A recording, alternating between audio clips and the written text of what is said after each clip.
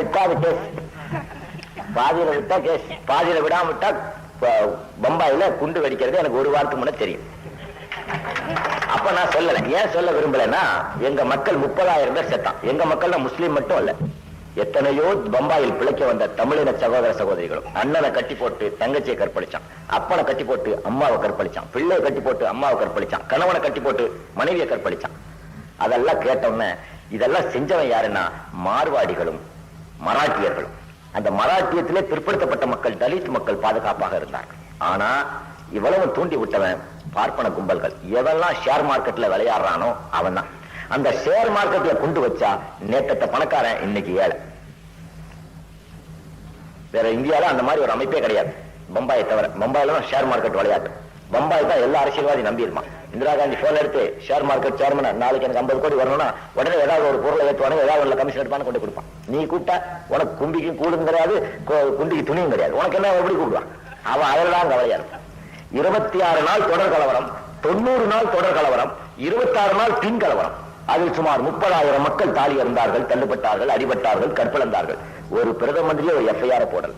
ஆனா பாப்பான் கட்டடத்துல குண்டு வச்சு ஒரு 1000 பேர் செத்த உடனே இன்டர்போல்ங்கிற உலக போலீஸை கூப்பிட்டான், அமெரிக்கா இருந்து ஸ்பெஷலிஸ்ட கூப்பிட்டுட்டான், ஐபிங்கிற இன்டெலிஜென்ஸ் பியூரோ விட்டுட்டான், ராங்கிற ரிசர்ச் அண்ட் அனாலிசிஸ்ங்கிற புலனாய்வு துறையை விட்டுட்டான். இந்தியாவில் எவ்வளவு அரசு இயந்திரம் இருக்குமோ அவரையும் விட்டுட்டான். இது பாகிஸ்தானின் சதிங்கிறான், இது சர்வதேச சதிங்கிறான். ஆனா எனக்கு அங்க குண்டு வெடிக்கிறது ஒரு வாரத்துக்கு முந்தி தெரியும். நான் கம்முன்னு படுத்தேன். இவனெல்லாம் எந்திரிக்க ஒரு 6 மாசம் ஆகும். அந்த 6 மாசத்துல அவனுக்கு பயம் வந்துருச்சு. இப்ப இந்த ஊர்ல ஒரு மார்வாடி இருக்கான்னு வைங்க, அவன் என்ன பண்ணுவான்? அவன் நேரடியா வந்து பாரதிய ஜனதா வாழ்க ராமதாஸ் ஒழிக்க சொல்ல மாட்டான். பாரதிய ஜனதா கட்சிக்காரனுக்கு இன்னைக்கு பிடிக்காத ஒரு டாக்டர் ராமதாஸ் தானே, அவர் பேர் எழுத மாட்டான். என்ன பண்ணுவான்? இந்த ஏடிஎம்கே காரன் 2 வேலை கூப்பிடுவான், 2 வேலை டிஎம்கே காரனை கூப்பிடுவான், அவனுக்கு சாராய்ச்சி வாங்கி கொடுப்பான். போய் எழுதுறா பாரதிய ஜனதா வாழ்க்கம்மா, அடிவதை தின்னாலும் நம்மளே அடிக்கிற மாதிரி பண்ணி போடுவான். இந்த மார்வாடிக்கு நம்ம என்ன பண்ணணும்? இவன் ஊருக்குள்ள வச்சிருந்தா தானே இவன் தொல்லை. அவனை அடிச்சு கொள்ளக்கூடாது. அவன் வயல் வாய்க்கால கொளுத்தி விட்டா, அவன் ஃபேக்டரியை கொளுத்தி விட்டா அவனுக்கு அது லைசன்ஸ் வாங்க, அதுக்கு இதுக்கு நேரம் சரியா இருக்கும். இந்த வேலையெல்லாம் பார்க்க மாட்டேன். Ideal privacy debit work shop சும்மா இருக்க விட்டா சைத்தானுக்கு தொழிற்சாலை ஆயிடும். அதனால ஷேர் மார்க்கெட் அடிச்சா எவன் ஷேர் எங்க இருக்குது எல்லாம் போயிடும், பல கோடி ரூபா போயிடும். அப்ப மார்வாடி அந்த ஊர்ல இருக்க வைக்கப்பட்டு அதை சரி கட்ட எங்கெங்க போய் ஷேர் விளையாண்டாலும் அங்கெல்லாம் போக வேண்டியதா போயிடும். ஊத்த கெடுத்தா ஆத்துல வச்சான். இது எனக்கு ஒரு வாரத்துக்கு முன்னவே தெரியும். நான் ஏன் தடுக்கல? எங்க அல்லா கனவுல வந்து சொன்னா, பாபா அங்க குண்டு வைக்க போறோம், பாபா அங்க குண்டு வைக்க போறோம், நீ கமுக்காம படுத்துக்கான்ட்டான். அல்லா நான் இதை சொல்லணும், இல்லைன்னா இந்த நாட்டுல எனக்கு தெரிஞ்சு நான் சும்மா தான். நீ இதை போய் சொன்னீங்கன்னா உன் கண்ணை பிடிங்கிடுவேன் நானு. எங்க அல்லா சொல்றான், உன்னை நான் கண்ணை நோட்டி போடுவேன், உனக்கு கண்ணு தெரியாம பண்ணிடுவேன், உன்னை நான் நெருப்புல போட்டுருவேன். எங்க அல்லா என்னைய பிளாக்மெயில் பண்ணான். இப்ப இந்த போலீஸ் என்ன பண்ணணும்? எங்க அல்லா வேலை ஒரு எஃப்ஐஆர் போடணும், என்னைய பிளாக்மெயில். அல்லாவுக்கு அப்பன் கிடையாது, எல்லா சாமிக்கும் அப்பன் இருக்குது. முருகன், சன்னாப், சிவன், சிவபெருமான். எப்படி எங்க அல்லா அப்பன் இல்லாதவன், பிள்ளை இல்லாதவன், பொண்டாட்டி இல்லாதவன், யாராலும் பிறப்படாதவன், உருவமற்றவன். No address. Allah care of no address. என்னடா எழுதுவேன்? அப்ப கோர்ட்டுக்கு போச்சுன்னு வச்சுக்கோ, நாங்க என்ன சொல்லுவோம்? ஏப்பா அல்லா கனால கண்டதெல்லாம் சொல்ற, நீ உனக்கு தெரியும், நீ சர்வதேச சதி கும்பல்ல நீ சம்பந்தப்பட்டிருப்பேன். யோ கண்ட வார்த்தையில எனக்கு சொல்லாது. எங்க அல்லா வந்தார், என்னை தட்டி எழுப்பினார்.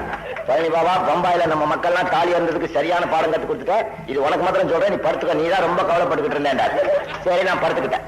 எல்லாம் இதை போய் நான் அரசாங்கத்துக்கு போன் பண்ணி சொல்லட்டா? 9 இடங்கள நீ சொன்ன இடம்லாம் சொன்னா நெருப்புல போட்டு வேண்டாம். என்னை பிடிச்சி கொதிக்கிற எண்ணெயில போடுவீங்களா? எங்க எல்லாம் அதெல்லாம் செய்வான். எங்க எல்லாம் இன்டர்நேஷனல் சாமி, என்னும் செய்வான். நான் பார்த்தேன், எங்க அல்லாவுக்கு நான் பயந்துட்டேன், படுத்தேன். காத்தால குண்டு வெடிக்குது. நான் எங்க அல்லா சொன்ன அத்தனை இடத்துல வெடிச்சிருச்சு பார்த்தேன். இப்ப நான் வெளியே சொல்லலாம். அல்லா சொல்லியிருக்காரு 10 நாளைக்கு தானே சொல்லக்கூடாதுன்னு இருக்காரு. வெள்ளிக்கிழமை முடிஞ்சு சொல்லிட்டாரு. வெள்ளிக்கிழமை முடிஞ்சு எல்லாத்தையும் சொல்லி போனேன், வெள்ளிக்கிழமை முந்தியும் சொல்லி போனேன், தூக்கத்துல எழுந்திரிச்சுட்டே நாளைக்கு வெடிக்குதான்ட்டு. அப்ப எங்க அல்லா இப்போ கோர்ட்டுக்கு போன உடனே எங்க நீ கேட்கிறாரு, உங்க அல்லா சொன்னாரான்னு நீதிபதி. ஐயா நான் இதை நம்ப மாட்டேன். ஏன் நம்ப மாட்டேன்? ராஜீவ் காந்தி ஆட்சியில் இருக்கும்போது ராம ஜென்மபூமி பிரச்சனையில அந்த கோயில் உள்ள பூசல நேரு காலத்துல வச்சதை இழுத்து பூட்டி 145 ப்ரொசீடிங்ஸ் படி சிஆர்பிசி ஆக்ட்ல அதை ரிசீவரை போட்டு பூட்டி வச்சிருந்தாங்க. 1949 வச்ச சிலையை பூட்டி வச்சிருந்தாங்க. 85வது வருஷம் வரைக்கும் 36 வருஷம் பூட்டி வச்சிருந்த கோயில் பிரச்சனை இல்லாம இருந்துச்சு. ராம ஜென்மபூமிக்கு முதல் 30 வருஷமா சுப்ரீம் கோர்ட்ல கேஸ் நடந்துட்டு இருந்துச்சு. கேஸ் விசாரிக்கிறதுக்குள்ள ஒரு பாப்பா யூஎம் பாண்டேன்னு ஒரு பாப்பான் போய் ஜே.கே. பாண்டேங்கிற ஒரு பாப்பா நீதிபதிட்ட என்ன லோக்கல் கோர்ட்ல சுப்ரீம் கோர்ட்ல கேஸ் இருக்கும்போது, ஐயா நேற்று ராமன் வந்து என் கனவில் அழுதார், அவருக்கு பூஜை இல்லை என்று பூஜை செய்ய அனுமதி வேணும். சாமி குற்றம் வந்துடக்கூடாது, தெய்வ தோஷம் நீங்குவதற்காக அந்த பூட்டை உடைத்து பூஜை செய்ய உனக்கு அனுமதி கொடுக்குறீங்க. அப்போ ராமே வக்காலி அத்வானி கனவுல வந்து சொல்லலாம், எங்க அல்லா என் கனவுல வரக்கூடாதா மயிறு, ஏங்க அதை வச்சு ஒரு உத்தரவு நீ கொடுக்கவும் எங்க அல்லா சொல்றது மாதிரி எப்படியா எங்கிட்டா போடுவா விசாரிடா பார்க்கலாம் வக்கால ஓலி. எனக்கு சத்தியமா பம்பாயில கொண்டு வச்சது தெரியும் தெரியும் தெரியும். இன்னும் எத்தனை நேரத்தில் வெளிச்சு போறது எங்க அல்லா அவன் சொல்லலாம், ஆனா நான் உனக்கு சொல்ல மாட்டேன். நீ மயிறு முடிஞ்சா கேஸ் போட்டு.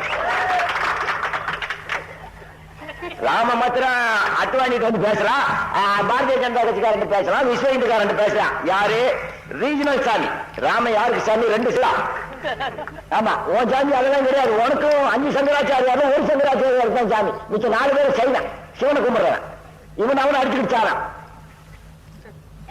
உன் சின்ன சாமி வந்து அத்வானிட்டு பேசுறத மாத்திரம் பார்லிமெண்ட்ல நம்ம நரசிம்மராவ் உட்பட பெருமையா படிச்சீங்க. இதே சுப்ரீம் கோர்ட் தீர்ப்புல எழுதுனீங்க, சாமி குற்றம் வந்துடும், தெய்வ குற்றம் வந்துடும், ராம வந்து சொன்னாரு, ராமுக்கு நாமுக்கு ஜெய என்னமா கத்துனீங்க. ஏன்னா உங்கள்கிட்ட உங்க சாமி பேசினா அதுக்கு கோர்ட் ஆடுறு, ஏன் சாமி எங்கிட்ட வந்து பேசினா என்னாச்சு? கொப்பமான பூரா தீந்துச்சு. இனி இந்த வெடிகுண்டு வெடிச்சதுக்கு அப்புறம் சிவசேனாக்கார வாயை திறக்க மாட்டான். இதே 90 நாளைக்கு முன்னாடி தொடர் கலவரம் முடிஞ்ச உடனே சிவசேனாக்காரன் பால் தாக்கரை விட்டுருக்கான் ஒரு அறிக்கை, முஸ்லிம்களும் தமிழர்களும் ஒரு பாடம் கற்றுக்கொண்டார்கள் அப்படின்னா. சரியா? இந்த பள்ளிவாசல் இடிச்சது சிவசேனாக்காரன் என்றால் பெருமைப்படுறேன். அன்னைக்கெல்லாம் என் வயிறு எப்படி அறிஞ்சிருக்கோம். இன்னைக்கு பம்பாய் குண்டு வெடித்ததில் நான் பெருமைப்படுகிறேன், சந்தோஷப்படுகிறேன், இன்னும் வெடிக்க வேண்டும் என்று வாழ்த்துகிறேன். ஏன்டான ஏற்கனவே பேசணும், நீ எப்பயார போட்டுனா நான் இப்படி பேசியிருப்பேனா? என்ன பேச தூண்டனதே யாரு? சிவசேனா தலைவருடைய ஸ்டேட்மெண்ட். அதை நான் பேப்பர்ல தினமும் பார்க்கிறேன். அவனோட அதிகாரப்பூர்வமான சாட்சியம் பேப்பர்ல கூட போடுறான். அப்போ இந்த நாட்டுல ஒரு பாப்பான் பேசலாம், ஒரு மார்வாடி பேசலாம், மண்ணின் மைந்தன் நான் பேசக்கூடாதுன்னா இந்த நாடு எனக்கு இல்லை என்றால் இந்த நாட்டை கூறு போட கூட தயங்க மாட்டேன். எனக்குன்னு ஒரு நாடு கிடைக்கும் மாதிரி போராடுவேன், நான் கவலைப்பட மாட்டேன். அன்னைக்கு கூட ஏதோ ஒரு பொதுக்கூட்டத்தில் 2 பேர் நல்ல